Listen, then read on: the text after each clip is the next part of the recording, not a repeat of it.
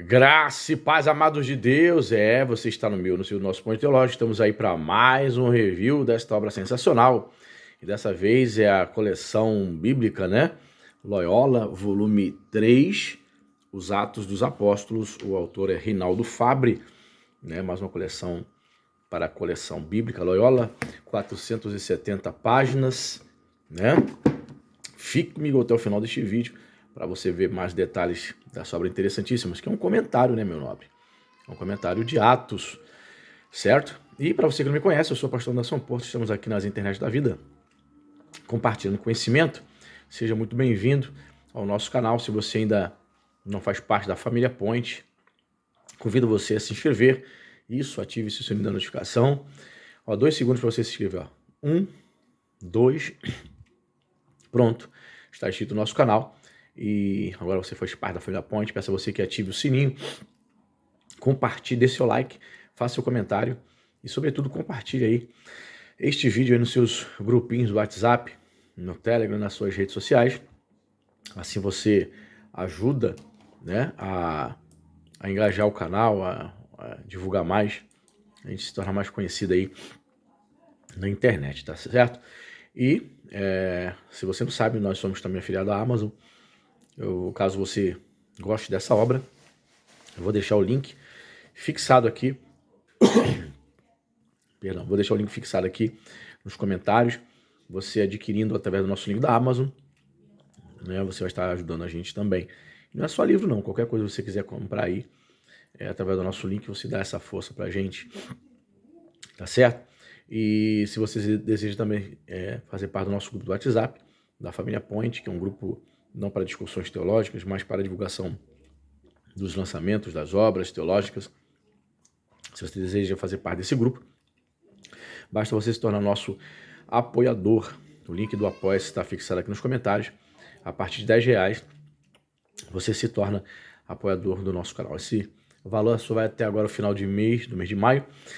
A partir de junho, esse valor vai ser alterado, tá bom? Então aproveite aí, torne-se nosso patrocinador, vem fazer parte da família Point. Quando a gente bater a meta financeira que você vai ver na plataforma do Apoia-se, nosso intuito é sortearmos o livro de teologia mensalmente para os patronos, tá certo? Vamos ver aqui a sinopse. O que diz a sinopse? Exprimidos no Novo Testamento entre os evangelhos e as epístolas, os Atos correm o risco de não receber a atenção que merecem. Os cristãos do século II dividiram em duas a obra única que Lucas havia dedicado a Teófilo. Com isso, sacrificou-se uma intenção essencial de Lucas. Ele não se contenta com uma abertura sobre o futuro da missão universal. O segundo volume tem por objetivo mostrar sua progressiva realização, lançar uma ponte entre o tempo do ministério terrestre de Jesus e o momento presente dos cristãos. Graças aos Atos, estabeleceu-se um laço de continuidade entre a história evangélica desenrolada dentro dos limites da Palestina e a realidade atual de um cristianismo dilatado às dimensões do mundo. Este comentário relaciona-se com os grandes comentários científicos por sua preocupação em dar informações exatas e precisas, e com os comentários mais engajados por seu modo de assumir as interrogações mais atuais para explicar o sentido dos textos. O Rinaldo Fabre, já faleceu em 2015, ele doutorou-se em teologia pela Universidade Lateranense e em ciências bíblicas pelo Pontifício Instituto Bíblico em Roma. Foi professor de exegese do Novo Testamento na Escola Teológica do Seminário de Udine, né, Gorizia e Trieste, né, na Itália. Autor de numerosos comentários bíblicos, de diversos artigos e estudos monográficos de história da exegese, da teologia e da espiritualidade bíblica. Essa obra, pessoal, ela originalmente foi publicada, sabe quando? Ele já faleceu, tem 10 anos que ele faleceu, certo? O teólogo Rinaldo Fabre. Essa obra foi publicada originalmente há 41 anos atrás, em 84. Chegou aqui no Brasil pela Loyola em 91. 7 anos depois. Sendo que são reimpressões. Veja, o material é novo, a Loyola continua reimprimindo, né? Reeditando aí, relançando essa obra, tá bom? Temos aqui o índice geral. Aqui, apresentação, ok, origem da igreja em Jerusalém. Legal que essa obra traz o texto bíblico e e o comentário, tá? Perseguição e missão de Jerusalém e Antioquia. Parte 3. Primeira viagem missionária e o Concílio de Jerusalém. Aqui, tá vendo? Vai do capítulo 13 ao capítulo 15. Parte 4. Grandes viagens missionárias, fundação das igrejas na Macedônia, Grécia e Ásia. Capítulo 15 ao capítulo 20. Parte 5. Paulo, prisioneiro de Cristo, Jerusalém a Roma. Capítulo 21 a 28. Tá vendo? Então, divide a obra em 5 partes. Tem aqui a apresentação. Aqui de comentário de Atos, parece-me, antes de tudo, uma nova confirmação do fascínio que Lucas exerce sobre aqueles que se aproximam um pouco mais dele. Fabres, também o autor de um excelente comentário ao terceiro evangelho, os evangelhos, que é o volume 2, né? Publicado, já tem review também aqui dessa obra, tá?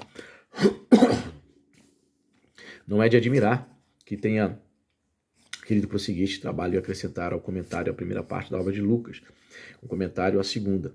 Só podemos nos alegrar e felicitar-nos com ele por ter chegado com tanta rapidez e desenvoltura ao termo de uma tarefa enorme. Apresentação, quem fez a apresentação, Jacques Dupont, membro da Pontifícia Comissão Bíblica e professor do Instituto Bíblico. Abreviatura dos livros bíblicos, tem a introdução geral, tá vendo? Aí começa aqui, ó, interesse e debate sobre os Atos dos Apóstolos. A maioria dos cristãos, mesmo que nunca tenha lido pessoalmente os Atos dos Apóstolos, conhece a história de Pentecostes. Os apóstolos recebem a chamazinha do Espírito sobre suas cabeças e se põem a falar aos povos com uma liberdade e uma força de convicção extraordinárias. O cristão médio também sabe narrar o episódio do jovem cristão Estevão, morto pelos judeus a pedradas. E quem não conhece o relato da conversão de Paulo, imortalizado na representação pictogórica de Caravaggio, a queda do cavalo e a luz fulgurante que transformam Paulo de perseguidor em apóstolo. Diferentes grupos de cristãos mais atentos e empenhados privilegiam algumas páginas ou textos de cristãos mais atentos e empenhados. Eu já repeti, né? Textos de Atos, nas quais se fala da primeira comunidade de Jerusalém, do seu estilo de vida, do clima de fraternidade, solidariedade ativa, entusiasta. Aí você pode parar o vídeo para ver aqui mais detalhes dessa introdução. Enquanto recupero aqui a minha voz, você percebeu que minha voz foi indo. É a luta. Olha quantas notas de rodapé. Vai citando muitos autores conhecidos, Bauer, Renan, Adolf von Harnack. Composição, estrutura de atos. Tá vendo?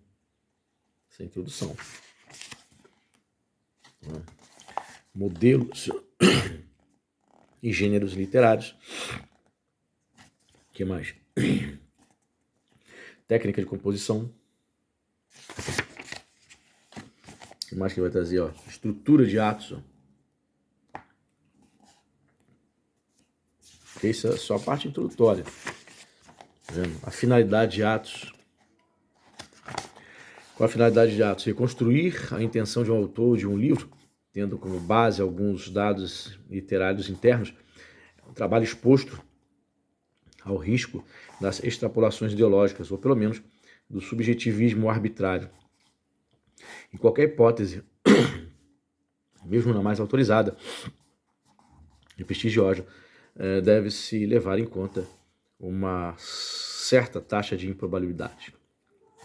Atualmente, duas propostas lutam por se afirmar. A primeira pode ser assim resumida.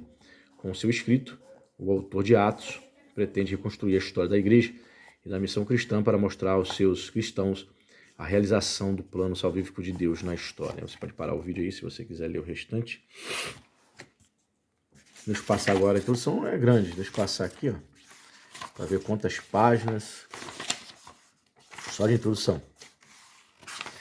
Então ele dedica aqui, ó, ao texto de Atos, aí já traz a bibliografia, fechando aqui a introdução, tá vendo? Bibliografia. Ele vai dedicar 41 páginas à introdução. Origens da Igreja de Jerusalém, ó. Traz aqui uma introdução também. É um comentário bastante extenso, né? Aí vamos primeiramente já para o texto bíblico. Tá vendo? Um olhar retrospectivo. Capítulo 1, do verso 1 a 5. Tá vendo? Ele vai trazer o texto. O meu primeiro livro, ó, Teófilo, reservei toda a atividade de ensinamento. Perdão aí, minha garganta tá brava. Partindo do início até o dia em que, depois das suas instruções, transmitidas por meio do Espírito Santo aos seus apóstolos, que haviam escolhido, foi levado ao céu. Aí ele comenta, né? Ele começa, até o versículo 5, ele começa aqui, ó, a comentar o que ele colocou. O que ele diz aqui? Vamos ver aqui, ó. Quando Lucas escreve estas linhas, o movimento cristão já tem sua história. Deixou para trás o ambiente palestinense e implantou-se solidamente, mesmo que de forma nuclear, nos grandes centros comerciais e culturais do mundo greco-romano. Mas se quer traçar a história da sua expansão, não se pode esquecer o ponto de partida, a reviravolta histórica e cultural, o encontro dos apóstolos com Jesus, o vivente depois da sua morte, e o dom do Espírito. Quem tem a paciência de examinar o texto lucano sobre o aspecto estrutural pode facilmente individuar os protagonistas dessa história extraordinária que levou o anúncio do Evangelho até a capital do Império. Vamos ver se especifica aqui o versículo. Não, ele traz uma... Ele não especifica o versículo como a gente está acostumado, não, tá? Ele vai comentando de forma geral. Tá vendo? De forma geral, os 5 primeiros versículos. Tá vendo? Aqui, o único dado geográfico deste trecho faz parte da perspectiva teológica lucana. Os discípulos devem aguardar em Jerusalém o dom do Espírito. Aí ele vem agora, tá vendo? Conclui-se o tempo de Jesus, a ascensão, capítulo 1, versículo 6 a 11. Aqui, ó. E disseram, homens da Galileia, por que ficais aqui a olhar o céu? Este Jesus que foi tirado de vós e levado ao céu virá um dia mesmo, do mesmo modo como viste ir ao céu.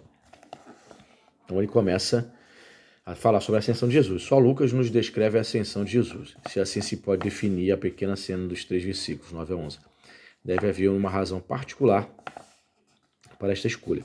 Provavelmente conexa com o fato de que o próprio Lucas acrescenta ao Evangelho um segundo volume dedicado à expansão da igreja. Uma confirmação desta hipótese pode-se ter ao examinar a estrutura da pequena seção, capítulo 1, versículo 6 a 11. A primeira parte, capítulo 1, verso 6 a 8, reporta as últimas palavras de Jesus no contexto de um encontro ou diálogo com os discípulos após a ressurreição. A segunda narra a separação de Jesus dos seus discípulos e a sua ascensão ao céu. Aqui, o diálogo na primeira parte é introduzido por uma pergunta feita pelos discípulos, que toma forma provavelmente a partir da promessa do Espírito. Capítulo 5. Senhor, é este o tempo em que restabelecerás o reino em favor de Israel? A esta pergunta, que resume as interrogações das primeiras comunidades ou de alguns ambientes nostálgicos do tempo de Lucas, responde-se em 2 momentos. Primeiro, com uma sentença de Jesus, que traça o programa da missão universal da igreja sob o impulso do Espírito, depois com uma cena interpretada pelos 2 enviados celestes, que convida os apóstolos a retomar o contato com a história sem impaciências e crises apocalípticas de ceticismo. Neste contexto, a narração da ascensão não nos dá informações sobre o modo e o tempo da partida de Jesus deste mundo, mas a resposta teológica de Lucas ao problema concernente ao significado da história à luz da fé na ressurreição de Jesus. Tá vendo? Um comentário, né? Uma perspectiva acadêmica, né, pessoal? Então, diferente, né, dos comentários que a gente está acostumado, ver o versículo, aí comenta seu versículo, tá? Ele traz um comentário, né, de maneira geral, ele comenta de forma generalizada, que também é um tipo de comentário interessante, né? Tá vendo lá? A espera do Espírito, capítulo 1, verso 12 a 14. Aí ele vai comentando aqui, ó. É isso. Acho que dá para você já ter uma noção acerca desse comentário. Reinaldo Fabre, né? Legal que tem o texto bíblico, aí vem os comentários. Tá vendo? E no Pentecoste, no capítulo 2, ó. Dia de Pentecoste, a força do Espírito, início da igreja. Aqui ele traz uma introdução antes de começar o capítulo 2. Texto bíblico. Tá vendo? Vem até aqui o versículo 13 do capítulo 2. Aí começa a comentar. A efusão do Espírito Santo na festa de Pentecostes cumpre a promessa de Jesus. Mas vós recebereis a força, né, o poder do Espírito que descerá sobre vós. Sobre vós, capítulo 1, verso 8. Inaugura oficialmente o tempo da igreja. Tá vendo? Pentecostes para qual cristão. E é isso. Acho que deu para você ter uma noção. Nova de 470 páginas. Mais um aí, volume 3. Mais um aí para minha coleção. Né? Se você deseja adquirir essa obra, o link está fixado aqui nos comentários, o link da Amazon.